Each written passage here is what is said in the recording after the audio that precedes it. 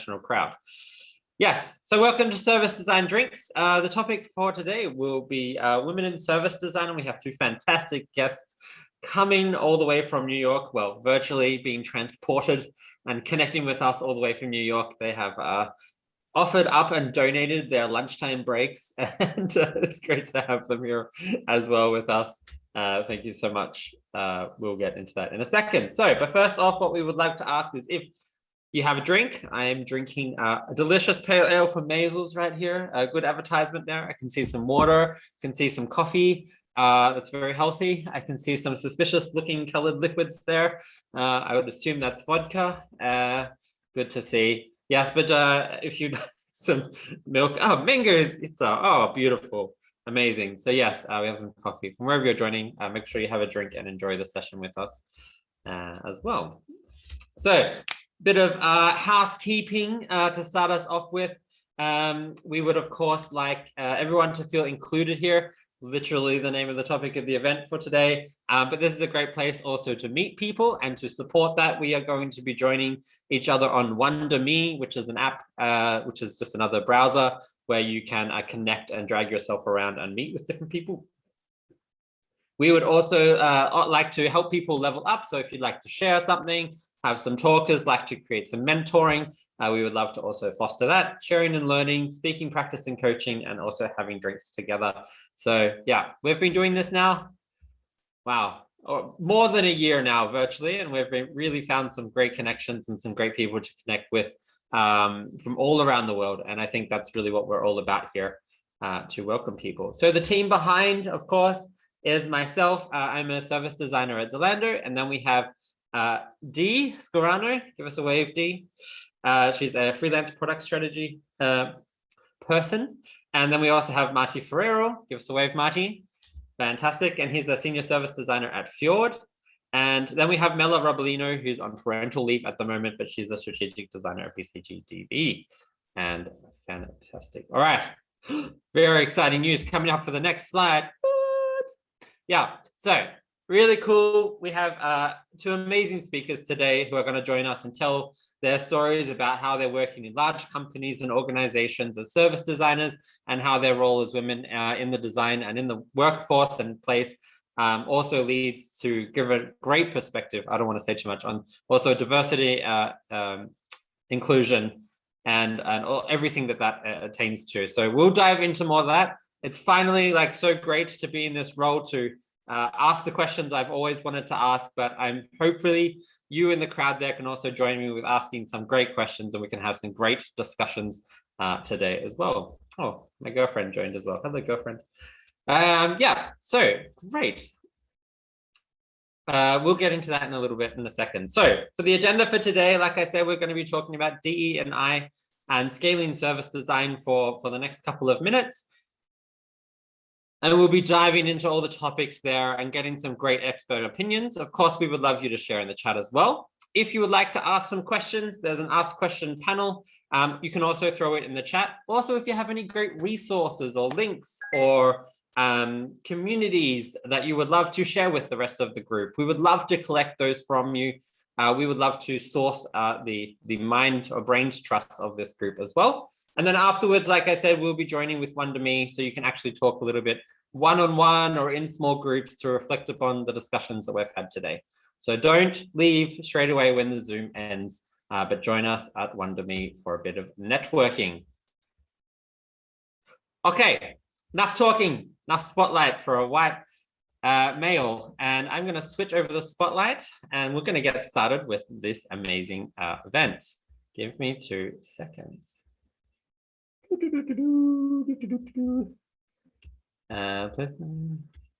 Okay, and stop sharing. Can tell I'm still, after a year, I'm still getting used to how to actually use this software. So that one, and there is Natalie, and fantastic. All right, now we should be organized and ready to go.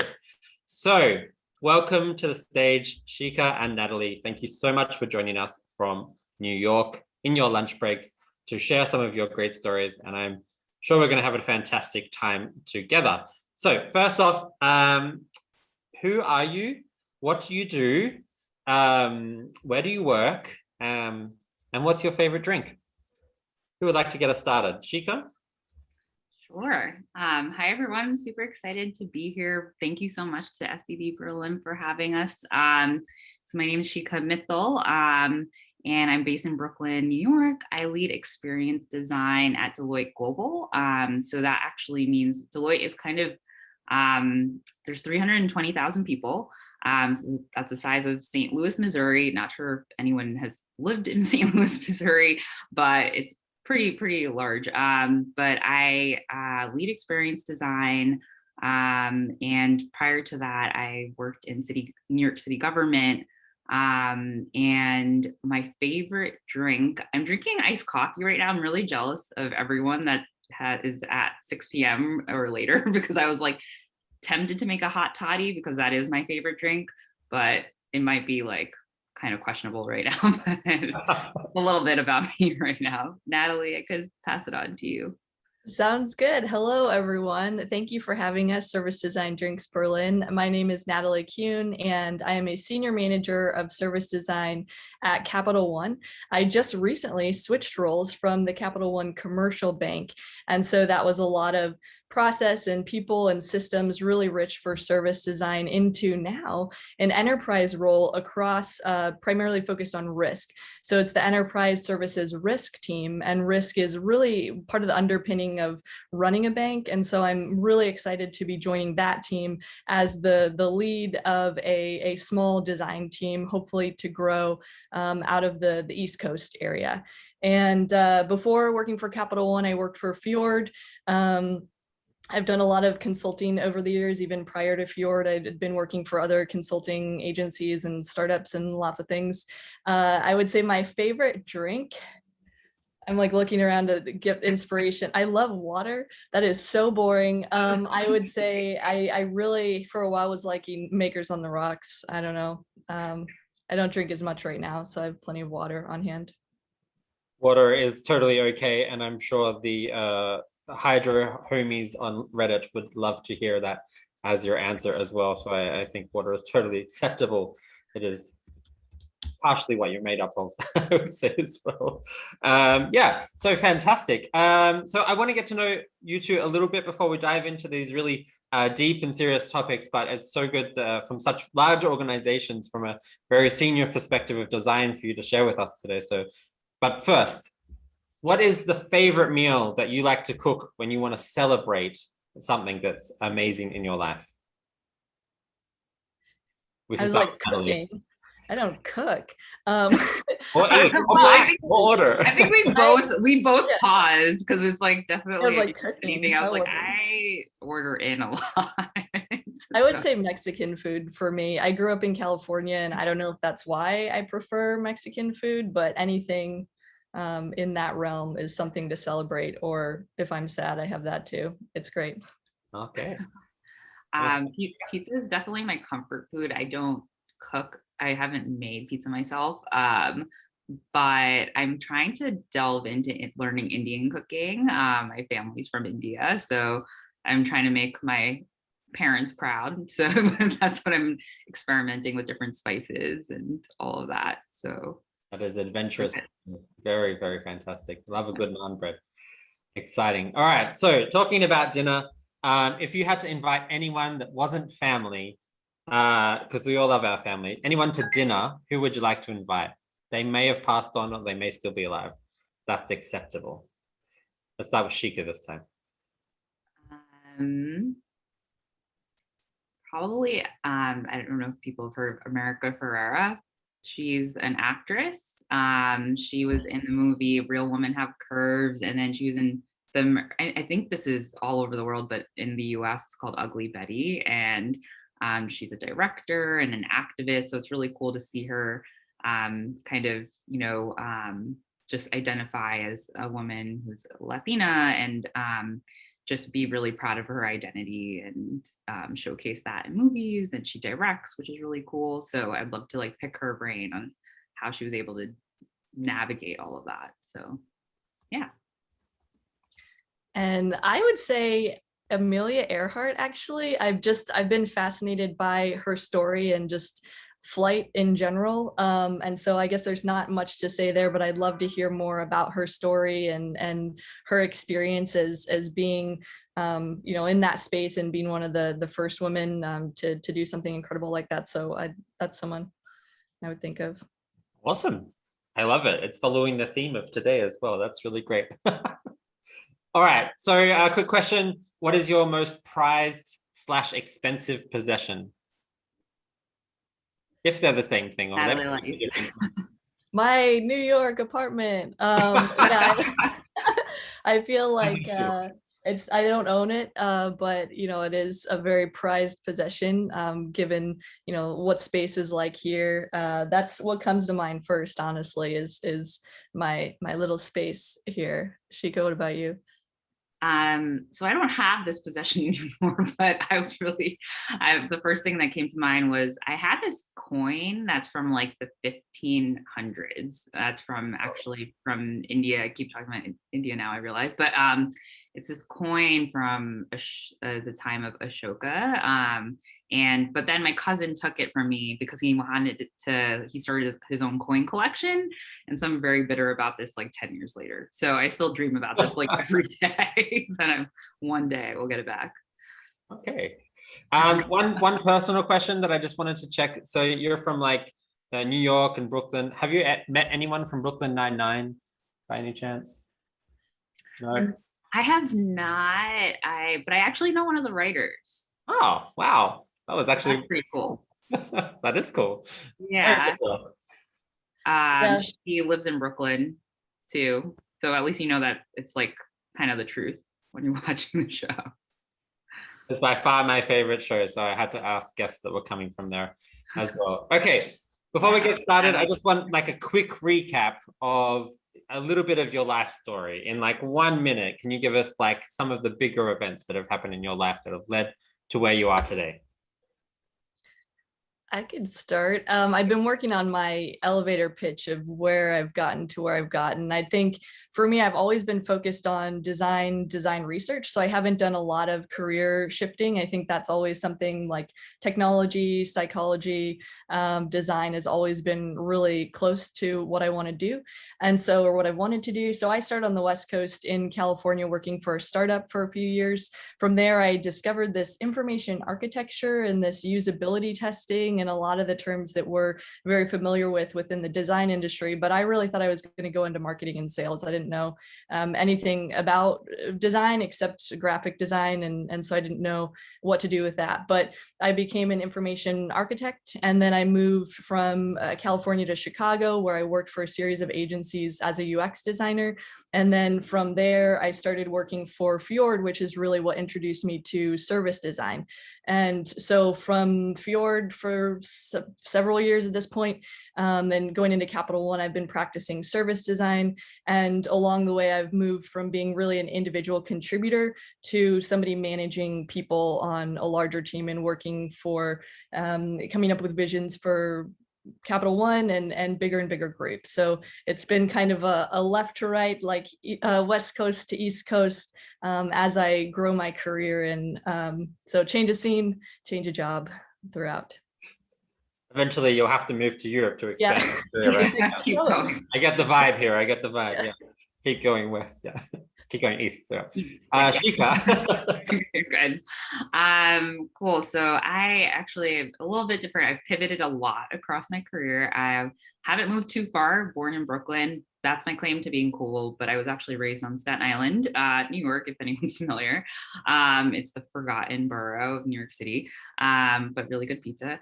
But I actually started off my career, I started studying cultural psychology and history. So I've always been really interested in storytelling and how do you kind of share stories, no matter like what medium that is, if it's film. So I actually started my own video production company shortly after college, worked in media on the marketing side, actually in magazine publishing at Esquire magazine and Martha Stewart. Kind of had a moment of realization that, hey, I really love being in this creative space.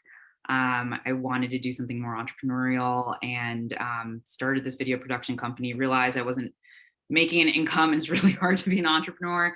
And so I was like, I need to get a real job. So I went back into to marketing, went back to school, grad school, where I moved to St. Louis, Missouri. I was in St. Louis. I created my own curriculum. So I'm actually licensed in social work. And, I was thinking a lot about human-centered design. I met a designer there who's been kind of pivotal in my career. She's a peer of mine, and she connected civic design to design. She was a graphic designer, and she got really involved in activism. And so I lived in St. Louis, Missouri during Ferguson. And so I was really able to draw the connection between, I took classes at the architecture school, I did UX design, I studied systems engineering. So how do you find like areas that, you look at all these different systems, and how do you have the most impact with the minimal resources? That was like the central question when I was in grad school. And then from there, I moved back to New York, and I did some work in India, Myanmar, and Uganda with this small social enterprise. And then was really passionate about entrepreneurship. And I was hired by the New York City Department of Small Business Services, and worked with the Mayor's Office of Media and Entertainment, where that was like one of the first big service design projects for New York City, where we spoke with operating small businesses across the 5 boroughs to create an accelerator for small businesses in media and entertainment. And then I was like, I was a kind of a one-woman show in design, and like trying to, and I know we'll get to this, but I was really trying to create something new in a large organization like city government, and wanted to do that more, and saw this opportunity at Deloitte. I'm actually sit in the audit business line right now. So also trying to navigate, like, how do you integrate design and design thinking in a very traditional stream of Deloitte right now. So that's pretty much where I'm at, right? Wow, what an adventure.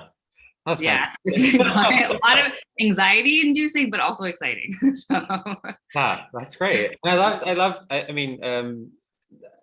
that you have like 2 different journeys to how you came to be top talented designers today, and how one path was quite direct and another one was quite left and right, and I would say like all over the place, but you still have had like the experience has led you to this point, which I think is fantastic. And one thing that I wanted to point out was this mentor. I really like that, like how pivotal some people can be in your career change. That's really, it's exciting to hear.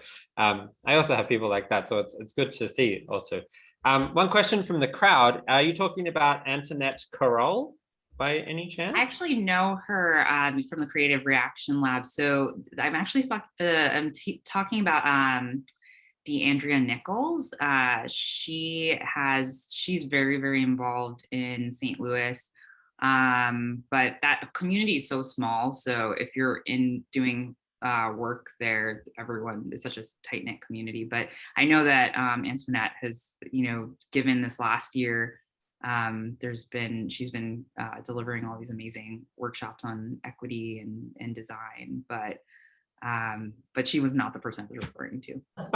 Still a fantastic person, it sounds like. Yeah. That's good. Okay, like so you're where you are now. Maybe you can just, for those that don't understand what it's like to work in a large organization, and there was lots of big words of leading this and developing this in teams, and I know your role is also quite new, Natalie. What are your roles? Maybe we can start with you, Natalie. What is your role, maybe even a day-to-day level, or what is like your responsibilities, or what is it that you do today? Sure.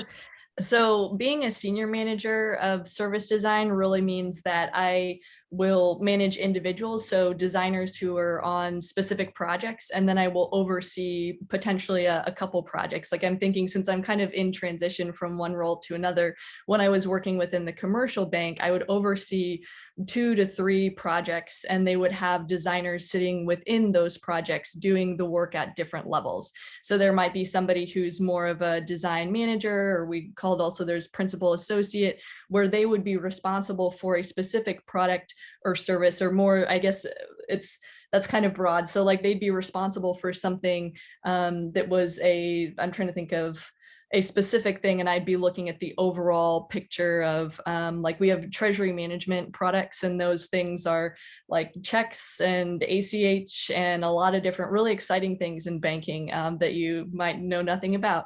But we have a lot of different products. So I might oversee a product set, and then they're overseeing a specific area of that. And then also making recommendations of how our leadership, so looking at tech, looking at product, how they could be working with design in terms of partners, not seeing us as much as a resource of like, oh, I need some screens. It's like, oh, I need to partner with someone to define the strategy for how we're going to approach a larger problem.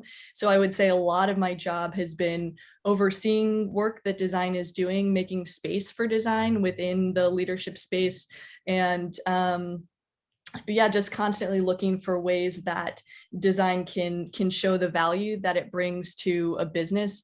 That's been, I think, wonderful to transition from an agency perspective to in-house. That's a whole other topic we could cover at another time. But I think you get much, much closer to the problems and having an impact on solving them than I had seen when I was working for a consultancy, where it was more making a recommendation. This is now I make recommendations, and then I help the team figure out how to resource and staff and organize around that and actually conduct the work and create change. Wow. Cool. Really cool. Nice. I'm really excited about that answer. Fantastic. Thank you so much for explaining it. And it sounds like there's a lot of responsibility also in that role, but also a lot of like opportunity. Yeah. Okay, Shikha, and from your experiences, what are you actually doing now for Deloitte? That's a tough act to follow from Natalie.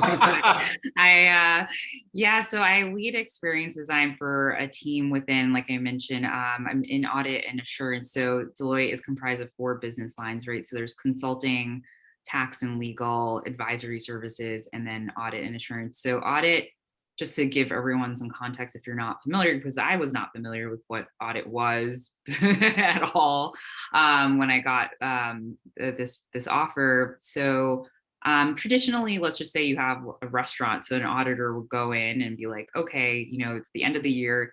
You're preparing your financial statements to make sure you're doing business the right way, right? So it's like, how many chairs do you have? How many computers do you have? And like back 150 years ago, and they've been doing this work the same way since like the mid 1800s, is that they have their ledger and they write down like every line item. Very tedious. And so now audit, similar to the field of, let's just say, healthcare or education, they're going through digital transformation, which is a huge initiative. And I think a lot of the skill sets are, because there's a lot of work around like AI and doing these more tedious tasks, the workforce is in transition in terms of their skill set. So I was kind of brought in to bring that. I liked what Natalie said about, making space for design. So I'm not working on products, but it's a lot around culture change and a lot about, meeting these practitioners where they're at. So one project that I've recently worked on was, we have 70,000 practitioners around the world across member firms from India to Brazil to, Germany. And we're trying to understand, how do we communicate about where they're at and where we're going, because this digital transformation is like a 5 to 7 year journey. And one part of it is that. And then the other part is also being able to work with executive leadership to understand that, like, to help them communicate about this change. So a lot of it's communication and storytelling. And then also getting buy-in from leadership around, use understanding design and its value, and being able to showcase that, especially since this industry is changing so much. So that's kind of that in a very broad sense. So I'm yeah. going to jump to a question which I think came from the crowd, and you both highlighted it. This is why I'll bring it up now. Is like, how do you get okay, finance? I can only think of white men in suits, but how do you get also even service design, bringing this in digital transformation? How do you get your stakeholders, which you said also, Natalie, is part of your role, and Shikha, I can see it's part of yours as well. How do you get this trust? How do you work with stakeholders? How does it not become like the thorn in your side for your role? Like, how do you do this? How have you practically done this? Let's say. I'm curious. Yeah. Yeah, I would say a major learning for me is when I saw a question about freedom around agency and in-house. I would say there's plenty of freedom agency-wise. You can propose whatever you want. Will they actually do it? Who really knows? So what I found as a major transition in terms of mindset was, you're not trying to tell in terms of a slide deck, and like, it's not all telling a story. I mean, that's a huge part of it, but you have to kind of back that up with action and results. And so a lot of my effort has been around, how can we identify sorry for the corporate slang, but these quick wins. Like, how can we do something using design that shows someone the value right away? And kind of, I feel like I've had a conversation, actually, Adam, maybe it was the other talk that we were in, but around like, how do we get in the door with design and show like just the tiniest bit of value and build trust of like, something happened because we use design. So I really, like, the first few months I was in-house, I was like making all these decks, and that's a part of it too. Like, there is a part of it that is telling, but from one of my mentors in the space, she was like, Natalie, we can't just talk about it. We need to start doing it. So think about how you can actually do design in-house, and then they'll want more of it. Whether you're calling it service design, like being really precious about the terms can sometimes intimidate people from using them. But if you can just get in there and be like, this is what we're making, this is how we're doing this is how we're approaching the work, and you can show that impact and value that design can have, you can build allies very quickly. Yeah, I just want to build off of that. Yeah, I completely agree. I mean, we keep talking about this, like applied design. So how do you really, and I'm not, and I like what you said, Natalie, too. So I'm just basically repeating what you said, but I actually try I try to meet people where they're at, like in terms of language. So if we're getting stuck on terminology, sometimes I'm like, maybe that's not actually that important. Like, I know that this might be a service blueprint or something, but if someone sometimes, especially with auditors, they can get very into the details. So I try to be like, hey, let's first even make that quick win in terms of just understanding what we're even doing first. And then I'll send a note like, hey, just so you know, this is a recap of this is what we did, and this is what we would call it. So hopefully to put the tools in their in their hands to be able to feel confident in replicating what we did. I think that's like training is like really important. And yeah. Oh, I love that. Like a practice first, preach later kind of mindset. That's a big shift, I think, for service designers, no? Sometimes we like to tell them what they're going to do, and then we have to practice later, but it's actually, really great advice. Thank you. Loving this. Fantastic. All right. I'm going to move on to my next questions. And I think, so this thing about in-house service and, sorry, kind of came up a little bit already. Did you like my hair flick? That was really lovely. So the thing of like in-house service design, agency, freelance, you've obviously had a huge range of different positions as well, Shikha. And what is typical maybe for your role as an in-house service designer in a large scale organization that anyone that wasn't in that scenario wouldn't probably understand? Maybe what's like one thing that's like, I really learned this when I came to this organization and started working this way. Was that an unscripted? Wait, sorry, can you maybe? No, I was just wondering, like, what is one thing that you learned in this large scale organization working as a service designer that maybe people that in an agency or in other kind of areas might not really get or realize. Yeah, I think Natalie, if you don't mind that, I'll jump go in. I think finding your tribe. So I think for me, that was so important when I think about being in city government. A big reason why I even wanted to make the shift is because I wanted to be surrounded by other designers. The thing is, in city government, I had to constantly like advocate for design, and I partnered with a service design studio in New York City and went out to them and I was like, hey, can you just give me resources that you have that you've been using across other city agencies? So similarly at Deloitte, when I was hired, I remember I went through the interview process and I was like, okay, I'm going to be, again, one designer in a team of 12. And so I asked to talk to other designers across the Deloitte ecosystem. Again, I mentioned there's 320,000 of us. So now I have actually weekly check-ins with 3 or 4 different designers in different business areas at Deloitte, which has been so helpful for me to like even keep the momentum going, because sometimes I do get stuck, right? So I'm like, how do I communicate this? So, and because Deloitte has its own culture, just knowing like, they've been there for 15 years, so they could help me be able to communicate the value of design, for example. So I think finding your tribe is really, really important. Which I don't think, I haven't worked as in an agency setting, but I've worked with agencies and, being on a team of designers, I think that could be a little bit different. Yeah. I think within agencies, you kind of are the tribe, right? And then you go to your company, whereas in the organization, you have to build the tribe and foster that. Yeah, fantastic. That's a really good tip. Yep. What about you, Natalie?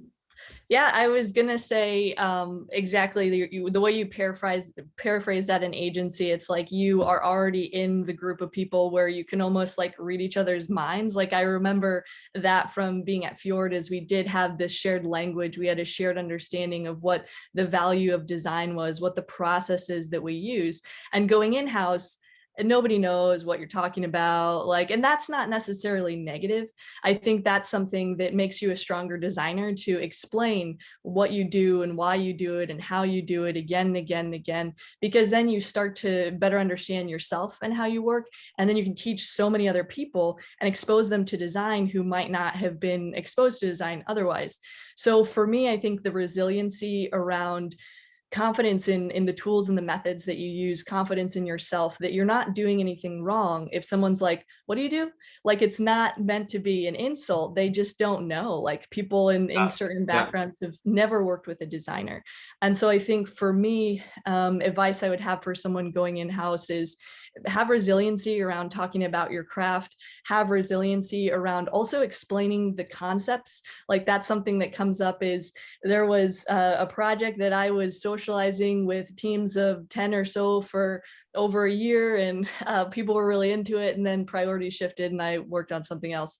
So it's also just like patience with, that certain approaches are the right way to go, and you might have to tell tens of people for maybe months about it before things change. And things are changing, given that one project, it's circled back around. They're doing like a round 2 and it's going to happen, and great things. But I think it's the resiliency and patience, and not beating yourself up or getting intimidated when it's like, they don't even know what design research is. It's like, teach them. Like, part of your job is teaching them. And so I think that's a big thing that you take on going in-house. Yeah, it's interesting. Part of your job really is to teach them. I have to say, it sounds like you have such a confidence, and both of you have such a strength in really understanding that what you're doing is right, and to have that patience and to keep going with that. And I really think that's amazing. You need that in large organizations, especially when you're dealing with people that love to dive into the details, that are more focused on their job and not wanting to look and make the process better. And that's really fantastic. I'm taking notes, that's for sure. Maybe one other question that came up from the crowd is like how to make business stakeholders feel more included and share the responsibility for bringing design into the organizations. And maybe this also has a nice segue into inclusion. So I'm wondering, like, how do I ask this? But how do you make leaders understand the impact of what you do, but also to help them become more inclusive and diversive, from their mindset of I'm an auditor to actually here's design, or here's different opinions on how we could do it. How do you get people to open up in these large organizations? Maybe is that too much of a question? Sorry, I'm rambling. No, but I think I think it's exactly what Natalie said, right? Like you have to, what's the saying? It's like you tell them once, you tell them twice, and then you tell them again, or something like that. So it's kind of like you have to keep, it is a very arduous process, but I think like in terms of, continuously communicating, this is the value. And I think a lot, we are in big organizations, so a lot of it does come down to like metrics and, how do you, like we have like scorecards. So we're like, okay, this is exactly a tangible way of how we're, manifesting or contributing to the bigger picture. So I think it's, Natalie. Bill is great. I would just add, I think you're practicing several levels of design. Like you're looking at the larger problem that you're trying to solve as a business, but you're also looking at where can I get in the door with like, what is the tool from my toolkit, or the method in my methodology, or from my craft that I can apply in the context of what they're most immediately trying to solve as a business from a product and tech perspective. So I think it's this creativity around how you can apply the methods most immediately to what's right in front. Like how do you kind of like add some fuel to the work that's happening with what you know how to do in design. So it's like that creativity around like, okay, I could use this tool and it could move us forward. And so I think it's like the immediacy of what you apply first versus what you apply later, while also thinking of more of the macro view of like, where are we going as an organization? I think that, Shikha, you brought up storytelling a while ago. I think it is, when it comes to leadership, they do, like, I think of senior leadership or executive senior leadership, like the highest up that you can really go from a design perspective, and talking to those folks, they do want to hear a little bit of a story. They do want you to sell design. So it's you kind of like, depending on who you're talking to, you change the mode. Like when you're with your more day-to-day, or like in your path of the partners you work with, it's maybe more the application of like, what can we do right now to help? And then if you're going a few levels up, because it really has to come from top down in terms of the value of design. Like I've been lucky to work at Capital One because the "we love design" was really coming from the CEO and founder, Rich Fairbanks. So that put me in a great position. We have a very strong design community. But I'd say if you're talking at a level of a leadership individual, like, they look at, I was told once, you're not going to make it through more than 6 slides. Whatever you want to have on 6 slides to explain what you're trying to do, that's it. And you'll probably only get through 3 slides. And that to me was like, what? Like we used to do these decks at Fjord and pages of all the information. And it's like, what is the most important thing you have to say about design? And really, like, depending on your audience, you have to really cater it. And that's important at a higher level. Yeah. And just to add to that, like what Natalie, you mentioned this before, and I think the thing that kept coming to my mind as you're speaking is that, these, especially when you're working with executives, their time's so limited, right? So you want to, like, I literally sometimes have 10-minute meetings. So you really you do have to hit home in terms of like these like quick wins. Like it's funny to hear, because I never heard that actually before I started at Deloitte. Is like, what's the quick win? What's the quick win? And so that, like, you keep, you want to take these leaders on the journey. And so it's just keeping them, like, keeping your feet on the ground, but also looking ahead, obviously. And that is the big vision or big picture. But the quick wins, I would say, is a way to get buy-in for sure. So it sounds like you're kind of both masters at having a long-term vision in your head, but also breaking it down into quick wins to get this kind of trust with your stakeholders. Is that right? It's a learning process. Trying. Yeah, that's another thing that I found interesting. I don't know if it's just within my space where I work, but also if you're given even like 10 minutes, expect that you only have 5. I can't count the number of times that it's like, you're gonna have 25 minutes. And then it's like, actually 10 minutes, actually 5, is that okay? 5. So it's like, know what you want to say, like know what is the most important thing. We talk sometimes about like the bottom line up first is a communication technique. So what is the bottom line? Get to the point as quickly as you can. Yeah, we have something called that. Sorry, Adam. I was just going to say. Capture it. But yeah, the bottom line up first. Yeah. What were you going to say, Shikha? Oh, I was just going to say, we always ask we always end with, what's the ask? Mm. The ask. Okay. Yeah. So what's the ask and the bottom line up first? I like that. It's kind of the way you design websites. Yeah, you do the button at the top. Anyway, all right. So fantastic. Now I feel like I really understand the roles and the challenges, and I have some things that I'm going to apply on Monday. No, it's Wednesday, on Thursday, when I get back to work. Especially as a large organization in Zalando, I think some of these mindsets that really actually help me I have to change my thinking with this. But I mean, now I want to move into the section and talk to you, which I know you're both really, really passionate about. And when we were meeting earlier, and I could just see the passion in your eyes about what it's like to be a woman leader in service design. And I'm curious, maybe if you can just tell me briefly what that means to you, bringing in those key words there. And yeah, maybe start with you, Shikha. What does that mean to you? And yeah.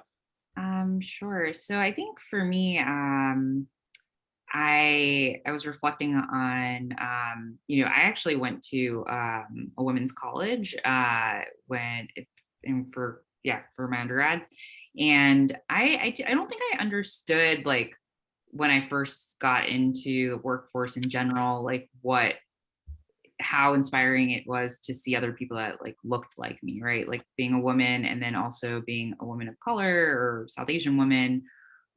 So I remember meeting someone at an organization I was at earlier on in my career, and she looked like me, and she had a leadership position, but that wasn't the first part of herself that she communicated, or like how I wanted to connect with her, because I was like, this is so inspiring. I don't meet many South Asian women in this field, right? Because I've been exposed to being in more traditional career paths, let's just say in medicine or being a lawyer or whatever. And so for me, it was kind of like finding those people that did do things differently, that wanted to change the narrative. And I still remember when I mentioned I pivoted quite a bit. And the first time I was really exposed to service design was I went to an global service design conference in Ireland a few years ago. And I didn't really put a name to it before. And I think that there's lots of tools in the toolbox, like Natalie mentioned before. But I think for me, it's just really being able to look at, how do I, when we talk about service design, we're talking about all different types of people, right? So we want to make sure that make sure that I'm building those systems and I'm representative of the people that we're building for. And I hope other people are inspired to do the same. And yeah. Yeah, well said. Natalie? Yeah.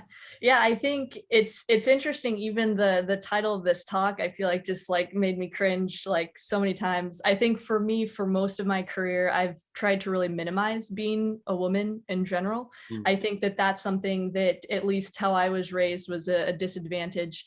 And we'll get into intersectionality and looking at what it means to be a white woman in the workplace versus a woman of color, which is very different. But so for me, I would say most of my career, I've just tried to pretend, I'm just one of the guys, because I've mostly worked with men primarily. And it really wasn't until recently that I had the realization that in moving up in my career and taking on leadership roles, there were women who were watching and noticing that. And so it's actually within the last couple weeks I've had that realization, actually, as I transition into my new role, where one of the other women on my previous team was like, you inspire me as a leader. And I was like, what?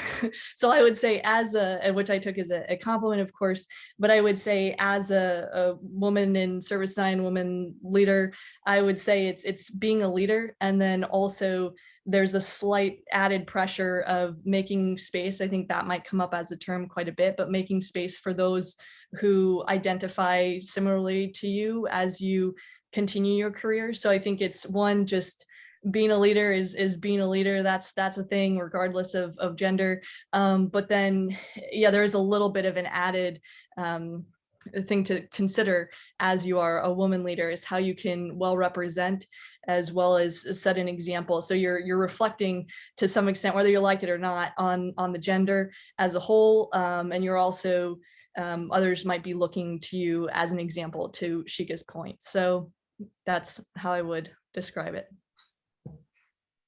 Being a leader and making space, I think, are two really key words for those that maybe are new to this topic or field. What do you mean by making space? Yeah, just ask a really dumb question. Sorry. It's not a dumb question at all. I would say it's actually, I use it very heavily, and I guess I just intuitively know it feels like opening the door for others to be heard, to be seen, to be listened to be acknowledged. Whether that is something that you model so that it gives others a chance, or whether you're actually inviting others to the table. We like to use the table. We're always sitting at a table at work. What is that?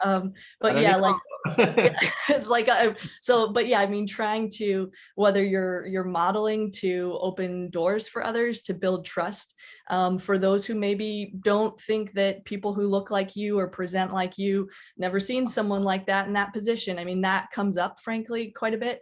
And so I think making sure that you build that trust with those people who haven't seen someone like you in that role. And then also, however you can, like, I feel like you're like pulling others up with you as you can. And I don't know though, Shikha, do you have a better way of talking about making space? I guess I've never really defined it out loud. Yeah, I mean, I think I think you articulated it quite well. I think it's just the way I understand it is just, being able to be self-aware, and also, like, I think that, like we've talked about, and I actually see someone from Natalie and I were part of a group, and I see Trisha, I see you here. Hi.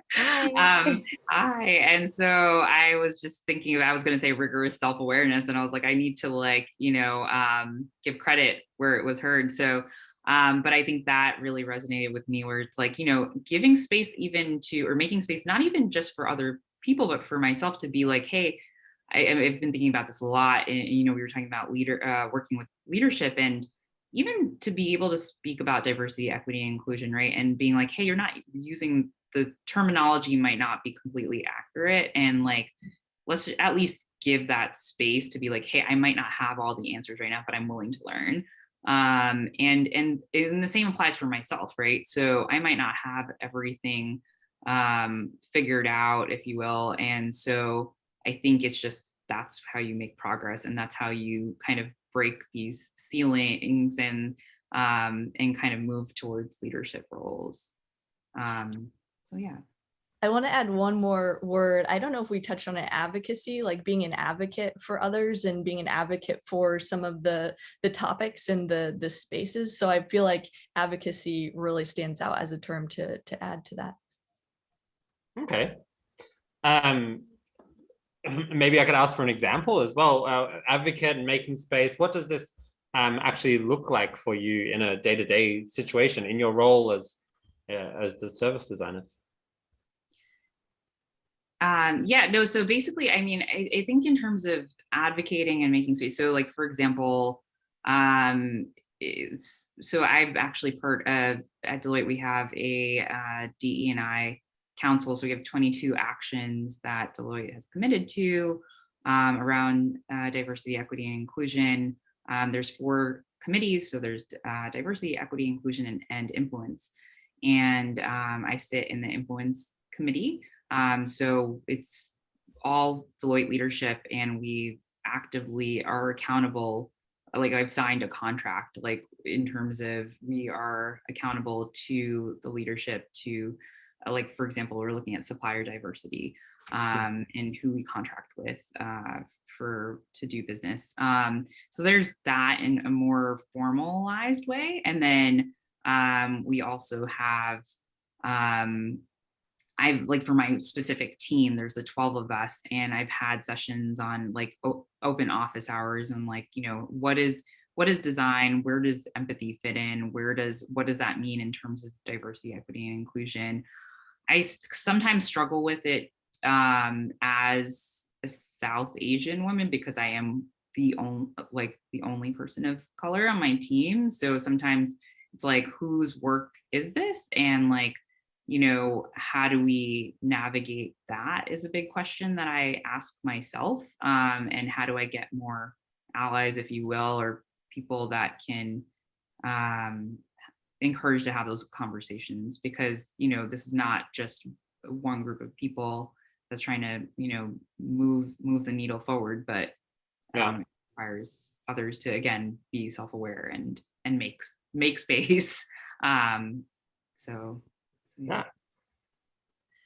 Yeah, I was just going to add, I think looking at even really small things you can do is yes-anding folks on a call or in person around, like, yeah, I really like that idea. I'm going to build on that. Like, she can actually had a conversation about sometimes somebody might repeat something, and maybe they sit in a higher level of privilege, and everyone's like, yeah, that was a great idea, even though it came from someone else who originally shared it, and then it wasn't really acknowledged. So I think small things like, I'll use you, Shikha, like, Shikha, I love your idea, I want to add to that. Or like, hey, Shikha she's really onto something there. Let's explore that further. Like, I guess I call it like positive piggybacking. I feel like there's this piggybacking, which can be like a negative term, but this idea of like adding to someone's idea and acknowledging who came up with it. I think also going back to that word of advocacy, like, who'd be really good for this? I think we should bring this person in. I've been looking at some of their work, and I think they'd be incredible for this position. I don't know if my friend, I won't call you out, but one of my friends I actually recommended for a role that's opening within the new space that I'm entering into. So I guess I attribute it as like looking out for others and making sure that they get credit for the work that they're doing. They get the accolades, the promotions, the things they deserve for what they're doing, and that you escalate that to your manager, you escalate that to those in charge. Like, this person is doing incredible work, or we need to give them more opportunity. Like, look at what they're doing here. So I think it's really like looking out and sticking up for one another. It goes the other way. If something negative is happening, whether it's on a call or on a team, stand up for that person. Call somebody out either in the moment or off to have a one-on-one and be like, that's how you're behaving is not okay. So it's like taking accountability for the experience of those around you and making sure that everyone feels safe. I think safety, and even this is like, wow, I didn't know about psychological safety while I was working at agencies. But that's a thing that's really important. Yeah. And we need to create that for everyone. And so just watch what's happening, pay attention, and stick up for one another and look out for your coworkers. Not everyone will be comfortable sticking up for themselves or feel like it matters if they even try. So just, look out for one another. Yeah. Yeah, I think advocacy is an amazing thing, especially as service designers, we're part facilitators, right, as well. So we're often facilitating a conversation, and I think it's totally important, super important to be advocating for each people and fostering and using the tools, like you said, for the different. Yeah, that's really well explained, and I really appreciate that. We have an interesting question from the crowd, which I didn't think about before, from Abby. Do you want to ask it, Abby, or should I ask it for you? Maybe try to ask it. I don't go know for if it. it's working. Hi. Thank you. Very super nice hearing you both talking and everyone. My question is just very straightforward. Have you experienced fake inclusion? Because I have a feeling now more and more it's the trend to talk about certain topics, but then corporate environments are really resistant to actually share salary bands or salary gaps if they are, or mothers are not welcome to take maternity leave hiddenly, or very straightforward. How do you deal personally with corporate boys club, which I think is still a thing. Thank you. It's very real. Oh, sorry. Yeah, I guess something that came to mind that is a new concept to me. And again, this friend, if they're listening, they know who they are. But this idea of talking about salaries, I think I've always seen that as a major faux pas. I haven't felt comfortable talking with friends, not realizing that salary transparency can actually be used as a lever to really assess like these pay gaps. And I have in my career seen that where there's a huge gap. Unfortunately, I smile, it's not really funny, but it's like, what else can you do? But yeah, Smile cry. Yes, I smile or cry. But yeah, there's a huge gap in pay. And this is another, Shikha and I were having a joke. There was a meme about like women picking these lower paying jobs. It was like men pick jobs like lawyers, doctors, and women are female lawyers and female doctors. And you know, they just need to pick but it was a bad joke. But it was basically like there is a pay gap and there is this fake inclusion, and there is a lot of performative inclusion and a lot of like, let's just change the pictures on the website and then everyone will know that we care. And it's, people can see through that pretty quickly.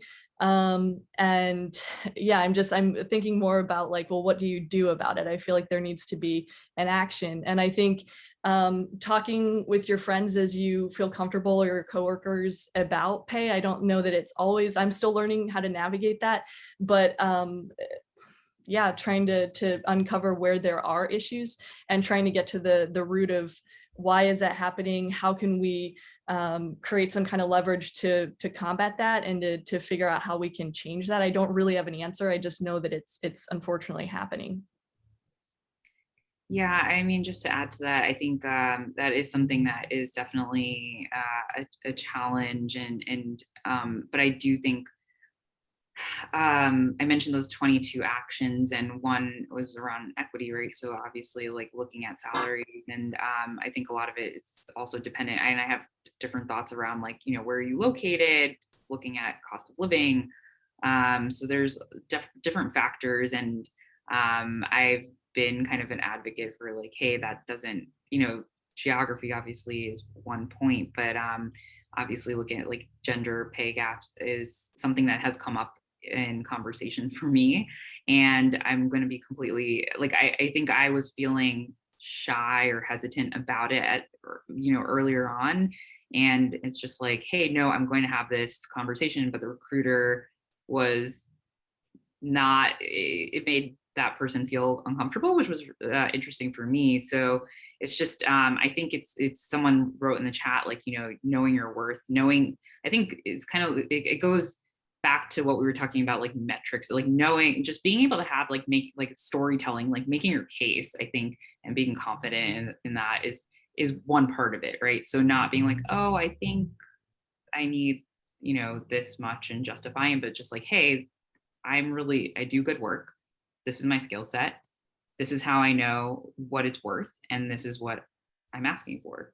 And I think it's just showing up in that way. And I don't know if that's, you know, there's a lot more to progress to be made, because it is such a systemic issue. But I think that's the best we could do. Yeah. I actually had one thing to add, I guess, of encouragement to everyone listening, is you will always be offered the lowest part of the band of salary as you're taking on a new job. And that's the biggest opportunity that you have to try to equalize the pay. And so I speak with women a lot about like, always ask for more. What can they say no? They're not going to take back the job offer unless if somebody has an example where they're like, never mind, we don't want you because you asked for 10 grand more. Like, ask for more money. And the worst they could say is no, but that's the time that you have to try to equalize that. And even within the band, they might, like, even if you go to the highest part of the band, it might be a different one than what other groups are experiencing. But that's something to plus one what Shikha was saying, was have the confidence to ask for what you believe you deserve, and maybe even more. We typically we undervalue ourselves more commonly than we value ourselves at what we're actually worth. So just try that out as a tactic. Maybe just ask for more money in those job offers, or if you're making a move or something like that, and see what happens, and hopefully you can keep moving up. And to add to that, I think a peer had mentioned this to me, asking for a signing bonus, or if it's not the salary, knowing that you can ask for there's other ways to understand, like, what does the full package look like, right? So someone asked about, I think, Abby, you asked about maternity leave, like, what does that actually look like? Having those conversations beforehand, so you're not in a situation where it's like, oh, I am starting a family, and now, we didn't have that conversation beforehand. So just really understanding, what does retirement look like? What is, where can I, if you're not giving me the salary that I'm asking for, like, how can you make it in other ways? I think that's really important. Mm-hmm. Yeah. It's funny also because of the US EU maternity leave laws. I think it's a very different conversation. And as we have such an international crowd, I think that one's also a fantastic point to be very clear on. And your assumptions of what you're coming from with also your culture, I think also creates some assumptions that some things aren't meant to be talked about, but that isn't the case. And massive advocate for salary. And if anyone wants to ask me in a personal conversation what my salary is, happy to tell them, because exactly for those reasons. And I think that's really a fantastic action point to do this, to create transparency around this, and practice and encourage people how to have these tough conversations. I think that's really fantastic. There was even some books and links in the chat, and now the chat is exploding with comments. So thank you everyone for participating. Shikha and Natalie, you've really caused a ruckus here. And ruckus is one of my favorite words. But we're almost out of time, and I don't want to end, but we also have the opportunity to network a little bit in Wonder Me afterwards. But I thought, just as a nice wrap-up question, one question that I would really love to know is, like, where is the special intersection for you from service design and DE&I? What does that look like, that special intersection? I mean, what responsibilities do we have? What special powers do we have for each of you? Maybe if you can end on that question. Who wants to go first? Yeah, I can take it. I think in service design, we talk a lot about breaking down silos, a lot about looking across different groups, the front stage, the backstage, these people, those people. And I think if we can take a step back and really ask the tough questions about what is this organization trying to solve for, what are the unintended consequences of what they're creating, and how does that impact society, how does that impact the community at large, I think we intuitively have this sense of inclusion when it comes to service design, but we're not necessarily practicing it at scale in the sense of DE&I. It's like we're very focused on a specific problem, and maybe we're not even researching, looking at the actual people that would be using the product or service, or again, those unintended consequences. If we create this, it has this ripple effect across the community, and what does that mean for others that we might not have been designing for? So I think it's using the very idealistic principles behind service design of exposing all the different angles and all the different groups involved, and trying to apply that on a larger scale than just what you've been asked to do, and question what you've been asked to do in ways that you can, or try to expand the scope to look at it from a society and a community impact, instead of just putting ultimately one community on a pedestal and serving them. Like, think about the larger implications of what you're creating, and ask challenging questions about that.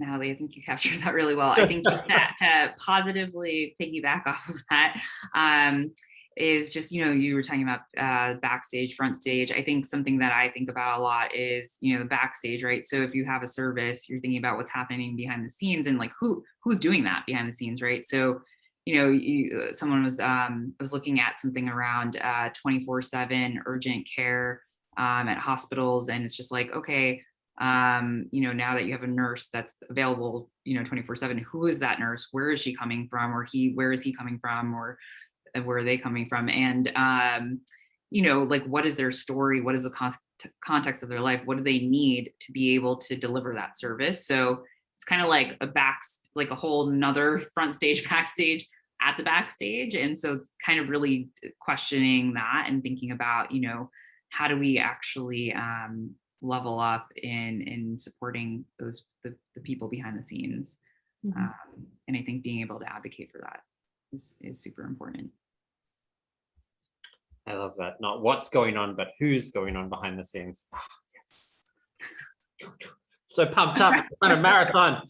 No, really excited. Thank you so much for sharing. It's been an absolute blast, and so great to have you from across the pond to join us here today and to talk with us. It's been really, we didn't get through barely any of the questions, but we had such a great conversation, and I really appreciate the honesty and the transparency and the practical tips, and it's been fantastic. Thank you so much. I wish everyone would turn off their microphones and help me give a big round of applause. This is always awkward virtually.